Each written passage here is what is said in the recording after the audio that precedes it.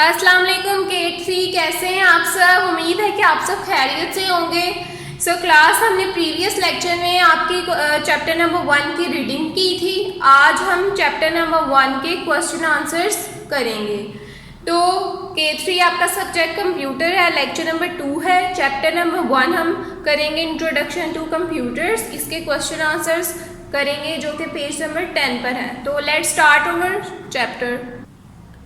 जी class, तो अब हम अपने आंसर क्वेश्चन की तरफ आते हैं। क्वेश्चन नंबर 1 है हमारा, which was the first calculating machine. जो सबसे पहली कैलकुलेटिंग मशीन थी वो कौन सी थी। तो हमने रीडिंग में बहुत सी मशीन्स के बारे में पढ़ा था कि किस साइंटिस्ट ने कौन सी मशीन बनाई थी, और ये भी पढ़ा था कि फर्स्ट कैलकुलेटिंग मशीन कौन सी थी। तो फर्स्ट कैलकुलेटिंग मशीन कौन सी थी? Abacus. Abacus was the first calculating machine. Abacus जो थी वो फर्स्ट कैलकुलेटिंग मशीन थी जो वेरी फर्स्ट टाइम बनाई गई थी। ठीक है, नेक्स्ट क्वेश्चन है हमारे पास, डिस्क्राइब नेपियर्स बोन्स। अब नेपियर एक साइंटिस्ट था ना, अभी जो हमने रीडिंग में रीड किया था, तो उसने एक मशीन बनाई थी जो कि अभी हमने उसके बारे में बताना है कि नेपियर्स बोन्स क्या थी।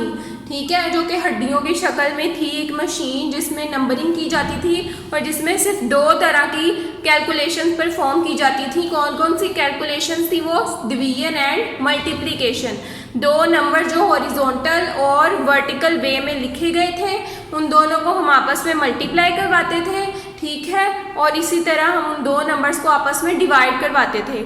और जब नंबर अगर कोई मिस्टेक हो जाती थी तो हम उस बोन्स को, यानी उस ड्रॉ वाले बोन्स को बाहर खींचकर उस मिस्टेक को ठीक भी कर सकते थे। तो ये आपने रीडिंग में सारा पढ़ा है। इसका आंसर अब क्या होगा? इन 1642 में एक साइंटिस्ट था जॉन नेपियर। उसने क्या इन्वेंट किया था? Invented a system of movable rods and it was popular as Napier's bones. एक हरकत करने वाली रॉड्स, यानी मूवेबल थी वो, ठीक है, जिन्हें हम हरकत भी दे सकते थे, यानी कि उसे बंद भी कर सकते थे और बाहर भी निकाल सकते थे रॉड्स को। तो उसने क्या किया? उन रॉड्स को बनाया था। किसने बनाया था? नेपियर्स बोन्स ने। ये आपने याद रखना है इसका नाम। This machine can perform division and multiplication. ये मशीन जो थी 2 तरह के ऑपरेशन परफॉर्म करती थी। कौन कौन से? सम करती थी डिवीजन के, और किसके करती थी? मल्टीप्लिकेशन के।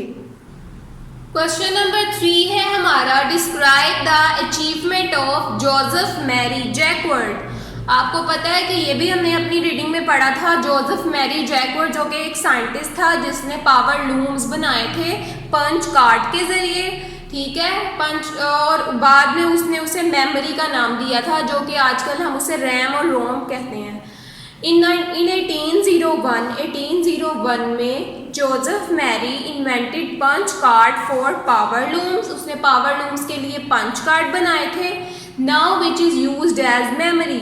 आजकल वो मेमोरी के तौर पर यूज़ किए जाते हैं। किसमें का यूज़ किए जाते हैं? कंप्यूटर में, एज रैम एंड रोम। जो कि आपने पढ़ा है, रैम जो है वो रैंडम एक्सेस मेमोरी को कहते हैं और रोम रीड ओनली मेमोरी को कहते हैं। जैसे हमारे मेमोरी जो है वो ब्रेन है, उसमें हमारा सारा डाटा जो हम याद करते हैं वो स्टोर हो जाता है ना, हमें याद रहता है वो। इसी तरह कंप्यूटर का भी एक ब्रेन है, उसकी मेमोरी है जिसमें उसका सारा डाटा जो है, सारी जो उसमें चीज़ें हैं वो स्टोर हो जाती हैं। नेक्स्ट क्वेश्चन नंबर 4 है हमारे पास, describe the achievement of Charles Babbage. हमें पता है कि चार्ल्स बाबेज को हम फादर ऑफ कंप्यूटर भी कहते हैं, जिसने वेरी फर्स्ट टाइम में कंप्यूटर बनाया था। तो उसने 2 तरह की अचीवमेंट दी थी, जो कि हैं the achievement of Charles Babbage is difference engine and analytical engine. 2 तरह के इंजन उसने बनाए थे ना, एक को उसने नाम दिया था डिफरेंस इंजन का और एक एनालिटिकल इंजन का। ठीक है, अब हमारे पास क्वेश्चन नंबर 5 है, describe the timeline of second generation computers. हमने उस वक्त वो टाइमलाइन बतानी है जिस टाइम पे सेकंड जनरेशन कंप्यूटर्स बने थे। यानी कि अब यहाँ पे देखें, जैसे आंसर में बताया है, the timeline of second generation computers are, कौन कौन सी होंगी टाइमलाइंस? 1950 है, एक 1960 है और एक 1980 है। ठीक है, यानी कि 1950 में कौन से कंप्यूटर्स बने थे, 1960 में कौन से कंप्यूटर्स बने थे, एंड 1980 1980 में कौन से कंप्यूटर्स बने थे। सबसे पहले हम देखेंगे 1950 की टाइमलाइन है जो है the computer ran by chip. 1950 में जो कंप्यूटर्स बने थे वो चिप के ज़रिए चलते थे। अब 1960 के जो कंप्यूटर्स हैं वो कौन से थे। The computers were affordable and small in size. Computers जो थे वो सस्ते थे और छोटे थे साइज़ के लिहाज से, ठीक है, जिन्हें हम आसानी से अपने घर में भी रख सकते थे। जबकि इससे पहले वाले जो हमने कंप्यूटर्स पढ़े हैं वो बहुत ज़्यादा बिग थे। नेक्स्ट हमारे पास जो टाइमलाइन है वो 1980 की है। The beginning of those computers that we use today. उन कंप्यूटर्स का आगाज़ जब जो आजकल हम यूज़ कर रहे हैं, ठीक है। तो 1980 में जो आजकल हम कंप्यूटर्स यूज़ करते हैं ना, छोटे साइज़ के, जो आपने लैब में भी देखे हैं, वो वाले कंप्यूटर जो थे वो 1980 से बनना स्टार्ट हुए थे, ठीक है।